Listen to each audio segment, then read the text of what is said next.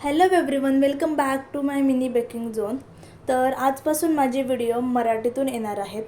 तर ॲक्च्युली झालं असं की खूप जणांनी मला सजेस्ट केलं की तू मराठीमधून व्हिडिओज बनवत जा.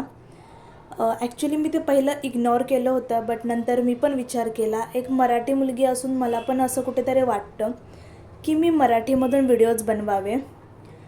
तर त्यासाठी मी त्यांचं सजेशन मनावर घेतलं आणि आपले आजपासूनचे व्हिडिओज सगळे मराठीमधून येणार आहेत. ॲक्च्युली विचार करत होते दुसरा चॅनल ओपन करण्याचा, बट ॲक्च्युली माझ्याकडे एवढा टाईम नाही आहे.